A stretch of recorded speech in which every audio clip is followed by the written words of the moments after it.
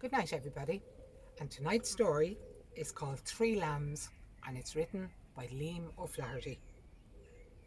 Little Michael rose before dawn. He tried to make as little noise as possible. He had 2 slices of bread and butter and drank down a cup of milk, although he hated cold milk with bread and butter in the morning. But on an occasion like this, what did it matter what a boy ate? He was going out to watch the black sheep having a lamb.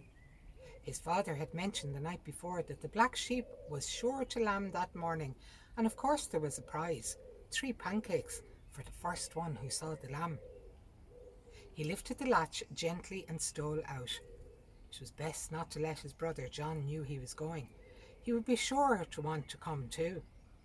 As he ran down the lane, his sleeves, brushing against the evergreen bushes, were wetted by the dew, and the tip of his cap was just visible above the hedge, bobbing up and down as he ran. He was in too great a hurry to open the gate, and tore a little hole in the breast of his blue jersey climbing over it. But he didn't mind that. He'd get another one on his 13th birthday. He turned to the left from the main road up a lane that led to the field where his father, the magistrate, kept his prize sheep. It was only a quarter of a mile, that lane, but he thought that it would never end, and he kept tripping among the stones that strewed the road. It was so awkward to run on the stones wearing shoes, and it was too early in the year yet to be allowed to go barefoot. He envied little Jimmy, the son of the farm labourer, who was allowed to go barefoot all year round, even in the depths of winter, and who always had such wonderful cuts on his big toes, the envy of all the little boys in the village school. He climbed over the fence leading into the fields and, clapping his hands together, said, "Oh, ye devil!" a swear word he had learned from little Jimmy, and of which he was very proud. He took off his shoes and stockings and hid them in a hole in the fence. Then he ran, jumping, his bare heels looking like round brown spots as he tossed them up behind him. The grass was wet and the ground was hard, but he persuaded himself that it was great fun. Going through a gap into the next field, he saw a rabbit nibbling grass. He halted suddenly, his heart beating loudly. Pity he hadn't a dog. The rabbit stopped eating. He cocked up his ears. He stood on his tail, with his neck craned up and his 4 feet hanging limp. Then he came down again. He thrust his ears forward. Then he lay flat with his ears buried in his back and lay still. With a great yell, little Michael darted forward, imitating a dog barking, and the rabbit scurried away in short, sharp leaps. Only his white tail was visible in the grey light. Little Michael went into the next field, but the sheep were nowhere to be seen. He stood on a hillock and called out, "Chow, chow," 3 times. Then he heard, "Eh," in the next field and ran on. The sheep were in the last 2 fields, 2 oblong little fields, running in a hollow between 2 crags, surrounded by high, thick fences, the walls of an old fort. In the nearest of the 2 fields he found 10 of the sheep, standing side by side looking at him, with their 15 lambs in front of them, always also looking at him curiously.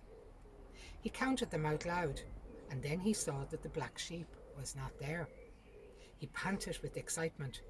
Perhaps she already had a lamb in the next field. He hurried to the gap leading into the next field, walking stealthily, avoiding the spots where the grass was high so as to make less noise. It was bad to disturb a sheep that was lambing. He peered through a hole in the fence and could see nothing. Then he crawled to the gap and peered around the corner. The black sheep was just inside, standing with her 4 feet on a little mound. Her belly was swollen out on it till it ended on each side in a sharp point, and her legs appeared to be incapable of supporting her body. She turned her head sharply and listened. Little Michael held his breath, afraid to make a noise. It was of vital importance not to disturb the sheep. Straining back down to lie down, he burst a button on his trousers, and he knew his braces were undone. He said, "Oh, ye devil," again, and decided to ask his mother to let him wear a belt instead of braces, same as little Jimmy wore. Then he crawled further back from the gap and, taking off his braces altogether, made it into a belt. It hurt his hips, but he felt far better and manly. Then he came back again to the gap and looked. The black sheep was still in the same place. She was scratching the earth with her 4 feet and was going around in a circle as if she wanted to lie down but was afraid to lie down. Sometimes she ground her teeth and made an awful noise, baring her jaws and turning her head around sideways. Little Michael felt a pain in his heart, in pity for her, and he wondered why the other sheep didn't come to her company. Then he wondered whether his mother had felt the same pain when she had Etna the autumn before. She must have, because the doctor was there. Suddenly the black sheep went on her knees. She stayed a few seconds on her knees, and then she moaned and sank to the ground and stretched herself out with her neck on the little hillock and her hind quarters falling down the little slope. Little Michael forgot about the pain now. His heart thumped with excitement. He forgot to breathe, looking intently. "Ah," he said. The sheep stretched again and struggled to her feet and circled round once, stamping and grinding her teeth. Little Michael moved up to her slowly. She looked at him anxiously, but she was too sick to move away. He broke the bladder and he saw 2 little feet sticking out. He seized them carefully and pulled. The sheep moaned again and pressed with all her might. The lamb dropped onto the grass. Little Michael sighed with delight and began to rub its body with his fingernails furiously. The sheep turned around and smelt it, making a funny, happy nose in its throat. The lamb, its white body covered with yellow slime, began to move, and presently it tried to stand up, but it fell again, and little Michael kept rubbing it, sticking his fingers into its ears and nostrils to clear them. He was so intent on this work that he did not notice the sheep had moved away again, and it was only when the lamb was able to stand up and he wanted to give it a suck that he noticed the sheep was lying again, giving birth to another lamb. "Oh, you devil," gasped little Michael. "6 pancakes." The second lamb was white like the first, but with a black spot on its right ear.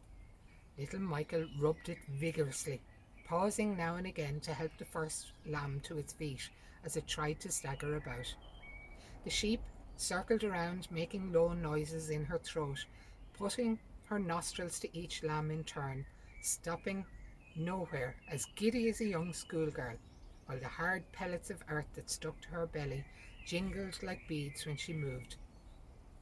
Little Michael then took the first lamb and tried to push it to suck, but it refused to take the teat, stupidly sticking its mouth into the wool.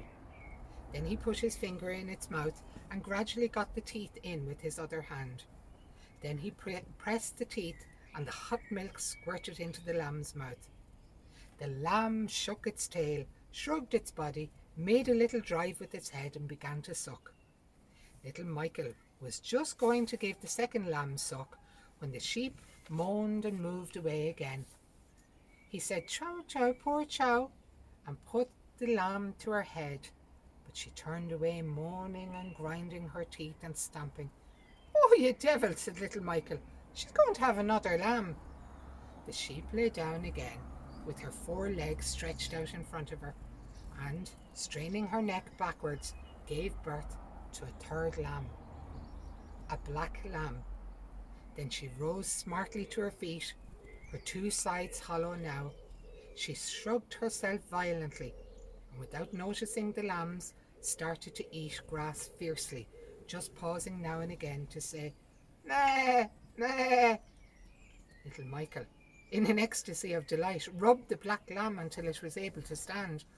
Then he put all the lambs to suck, the sheep eating around her in a circle without changing her feet, smelling a lamb now and again. "Oh, you devil," little Michael kept saying, thinking he would be quite famous now, and talked about for a whole week. It was not every day that a sheep had 3 lambs. He brought them to a sheltered spot under the fence. He wiped the birth slime from his hands with some grass. He opened his penknife and cut the dirty wool from the sheep's udder, lest the lambs might swallow some and die. Then he gave a final look at them and said, "Chown, chown," tenderly, and turned to go. He was already at the gap when he stopped with a start. He raced back to the lambs and examined each one of them. 3 she-lambs, he gasped. "Oh, ye devil, that never happened before. Maybe father'll give me half a crown." And as he raced homeward, he barked like a dog in his delight. Good night, everybody, and stay safe.